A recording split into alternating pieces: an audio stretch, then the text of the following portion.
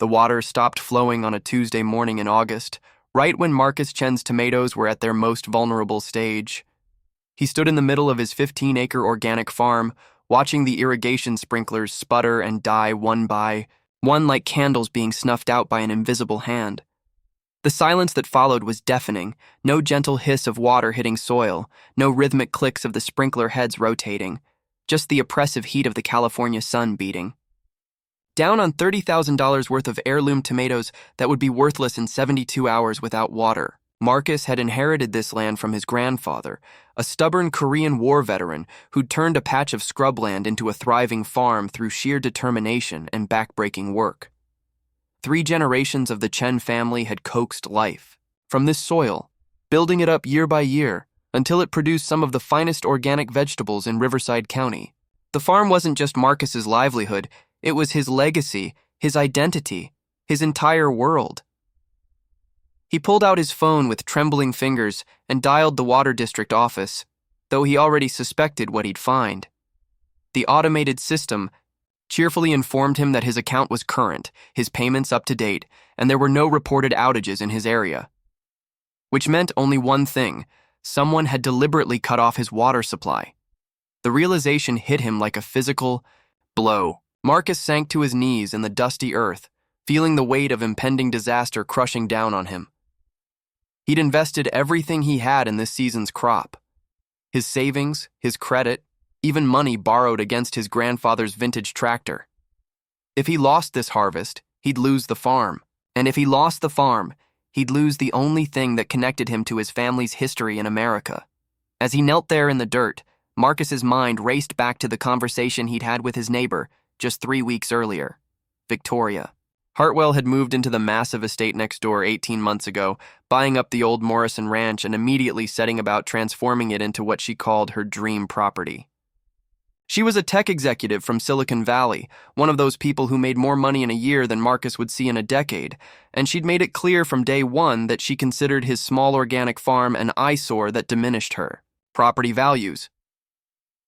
The confrontation had started innocuously enough.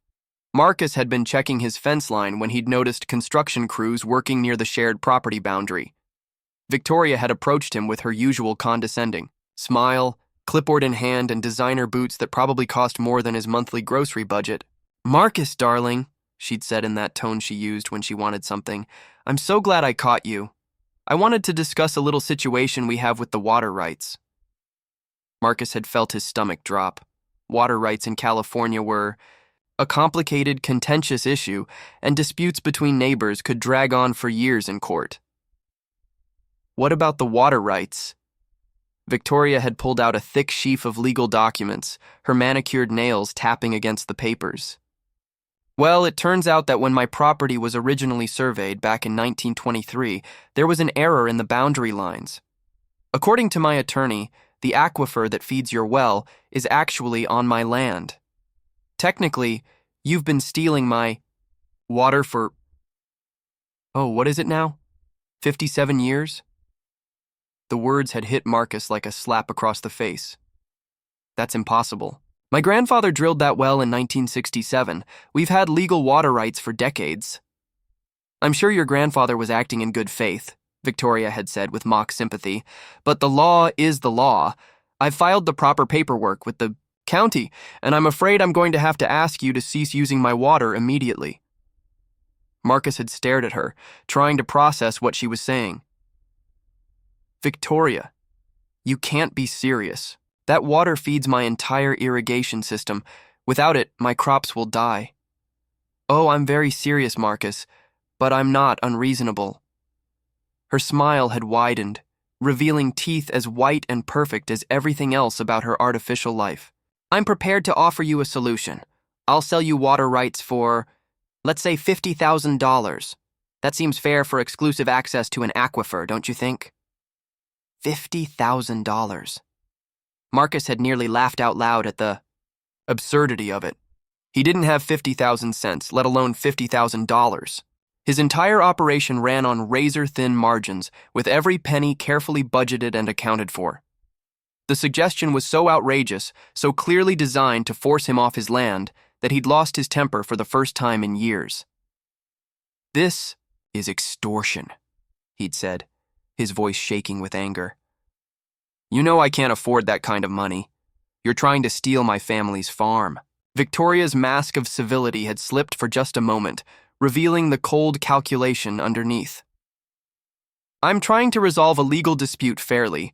If you choose not to accept my generous offer, well, I suppose we'll have to let the lawyers sort it out. In the meantime, I really must insist that you stop using my water." Now kneeling in his dying field, Marcus realized that Victoria had made good on her threat. Somehow, she'd managed to cut off his water supply, probably through some legal maneuver he couldn't afford to challenge.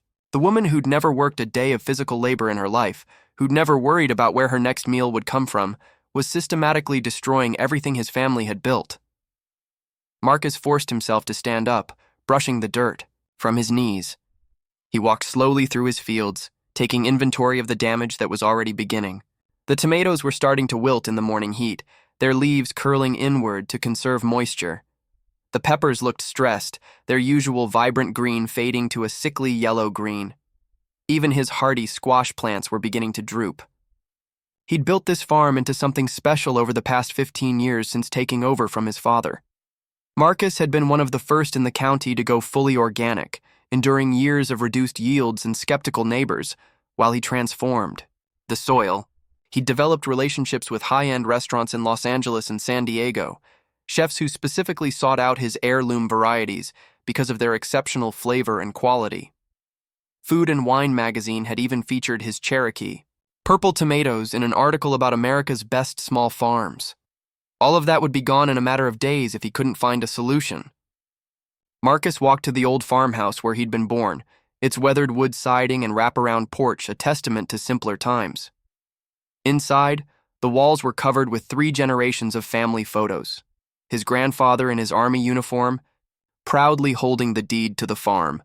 His father as a young man, standing next to their first tractor. Marcus himself at agricultural college, accepting an award for sustainable farming practices. He sat down at the kitchen table where his grandfather had planned crop rotations and his father had balanced the books, pulling out his laptop to research his options. The legal fees alone for challenging Victoria's water rights claim would bankrupt him, even if he ultimately won. And Victoria could afford to drag the case out for years while his farm withered and died.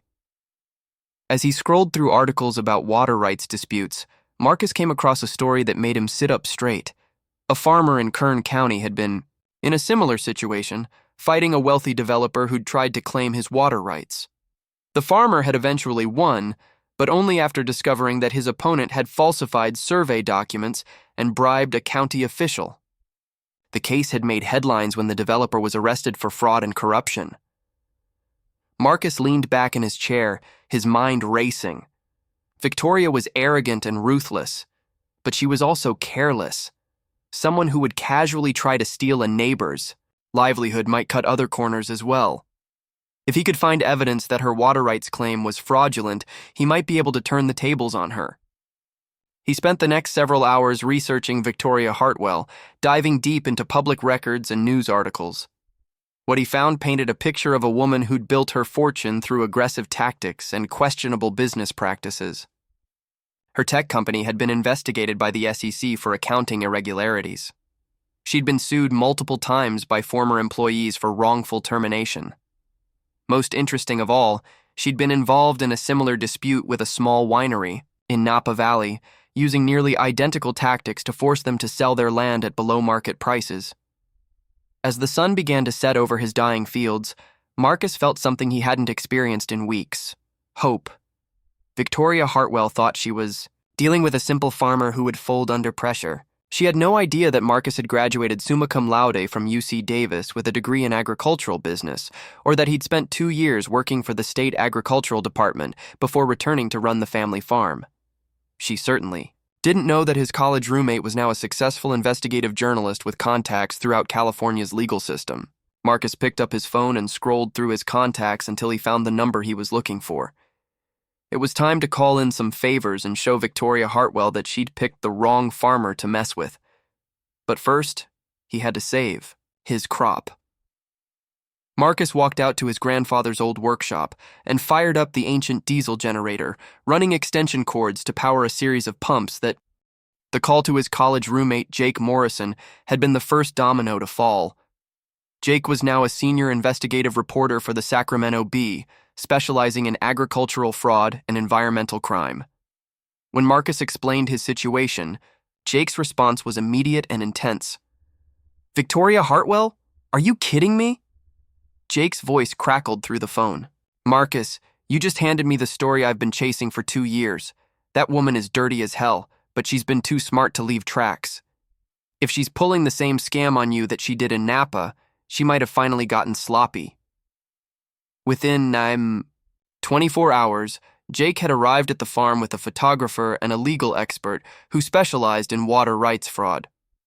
What they discovered over the next 3 days would change everything. The first breakthrough came when Jake's contact at the county assessor's office revealed that Victoria's property survey had been conducted by Meridian Land Services, a company that had been flagged by the state for falsifying documents in other cases. The surveyor who'd signed off on Victoria's boundary claims had his license suspended just 2 months after completing her paperwork. "This is beautiful," Jake said, spreading documents across Marcus's kitchen table. "Look at this signature. Tom Bradley supposedly signed this survey on March 15th, but his license was already suspended on March 1st. He legally couldn't perform surveys for anyone." But the real smoking gun came from an unexpected source. Marcus's elderly neighbor, Dorothy Kim, had been quietly documenting Victoria's construction activities with her telephoto camera lens, originally just to keep track of property line encroachments. What she'd captured instead was photographic evidence of Victoria's crew deliberately altering survey markers and removing original boundary stones. "I knew something wasn't right," Dorothy explained, showing them hundreds of high-resolution photos on her computer. "At my age, you learn to pay attention to details. These people were moving markers in the middle of the night." The photos clearly showed Victoria's contractors using GPS equipment to relocate century-old survey stones, then backfilling the original holes to hide evidence of tampering. It was systematic fraud on a massive scale, and Dorothy had documented every step of the process. Marcus felt a mixture of vindication and fury as he examined the evidence. Victoria hadn't just tried to steal his water. She'd committed multiple felonies to do it, but Jake cautioned him against moving too quickly. "We need to be strategic about this," Jake explained. "If we just turn this over to the sheriff, Victoria will hire the best lawyers money can buy and tie everything up in court for years. We need leverage that will make her want to settle quickly and quietly." That leverage came from an unexpected direction. Jake's investigation had uncovered Victoria's pattern of targeting small farmers and rural businesses throughout California, using fabricated legal claims to force them into selling their property at below-market prices. She'd then flip the land to developers or use it for tax write-offs through her various shell companies. More damaging still was the discovery that Victoria had been claiming agricultural tax exemptions on her estate while simultaneously arguing, in legal documents, that the same property was unsuitable for farming. It was tax fraud on a scale that would attract federal attention, and Jake had documentation proving she'd been doing it for years across multiple properties. "Here's what's going to happen," Marcus told Jake as they finalized their strategy. "Victoria thinks she's dealing with a desperate farmer who'll cave under pressure. She has no idea what's coming."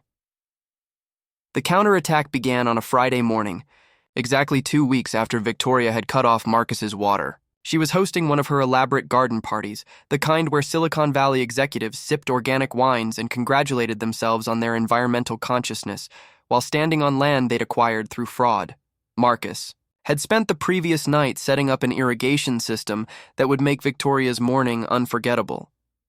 Using his knowledge of her property's drainage patterns, he'd calculated exactly how to redirect water flow from his emergency pumps to create maximum impact with minimum legal exposure. At precisely 9 a.m., as Victoria's guests were enjoying their organic mimosas on her pristine patio, Marcus activated his pumps.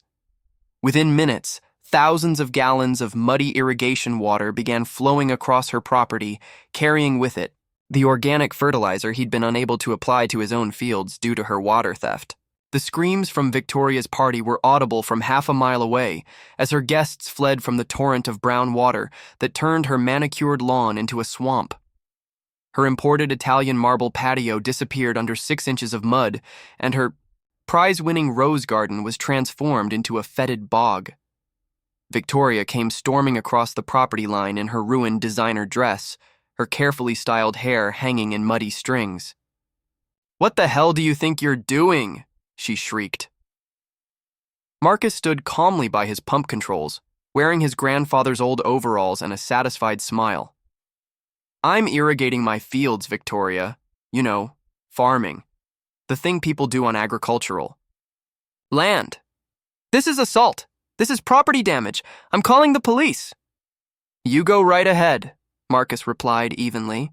"While you're at it, you might want to call your lawyer too. You're going to need one." That's when Jake stepped out from behind the pump house, camera in hand. "Victoria Hartwell? Jake Morrison, Sacramento Bee. I was wondering if you'd like to comment on the federal fraud investigation that's about to be announced regarding your land acquisition practices." The color drained from Victoria's face so quickly that Marcus almost felt sorry for her. Almost. "What investigation?" she stammered. Jake smiled and pulled out his recorder. "The one that's going to be front-page news tomorrow morning. We have photographic evidence of you altering survey markers, documentation of fraudulent tax claims, and testimony from multiple victims of your land grab scheme. The FBI's Agricultural Crime Unit is very interested in having a conversation with you." Victoria's fury transformed into panic as she realized the scope of what was happening. "You can't prove anything. My lawyers will destroy you in court." "Your lawyers are going to be busy defending you against federal charges," Jake replied. "But hey, maybe you'll get lucky and only face 5 to 10 years instead of the 20-year maximum for agricultural fraud." The mud was still flowing across Victoria's property as she stumbled back toward her house, pulling out her phone to make frantic calls to her legal team. Marcus watched her go, feeling a deep satisfaction that had nothing to do with revenge, and everything to do with justice. By Monday morning, Jake's story had exploded across California's agricultural news networks. The headline read, "Silicon Valley Executive Accused of Systematic Farmland Fraud," and it included high-resolution photos of Victoria's survey tampering alongside documentation of her fraudulent tax claims. The federal investigation that Jake had mentioned wasn't hypothetical. His story had prompted the FBI to open an official inquiry into Victoria's business practices.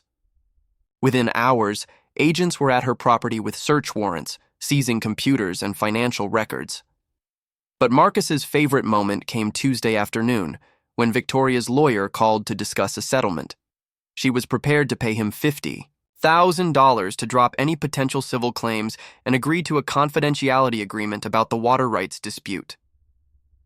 Marcus listened politely to the offer, then countered with his own proposal. Victoria would transfer clear title to the water rights back to his family, pay for all damages to his crops, cover his legal expenses, and make a public apology admitting her fraudulent claims. In return, he wouldn't file additional civil suits that could tie up her remaining assets while she dealt with federal charges. "And if she doesn't accept?" the lawyer asked. "Then I'll see her in court," Marcus replied. "All of them. Federal court, state court, civil court. I've got time, evidence, and Jake here has promised to cover every hearing for the newspaper. I figure the publicity alone will be worth millions in free advertising for my organic vegetables." Victoria accepted the settlement within 24 hours. The water started flowing again on Wednesday morning, and Marcus stood in the same spot where he'd knelt in despair just 3 weeks earlier. His tomatoes were recovering beautifully, and the peppers had never looked better. More importantly, he'd received calls from Food Network and several major agricultural magazines wanting to feature his farm and the story of how he'd fought back against corporate land grabbing. Jake's investigation had expanded beyond Victoria's case, uncovering a network of fraudulent land acquisition schemes targeting small farmers throughout the state. The story would eventually win him a Pulitzer Prize for investigative journalism, and the federal task force created in response would recover millions of dollars in stolen property for rural families.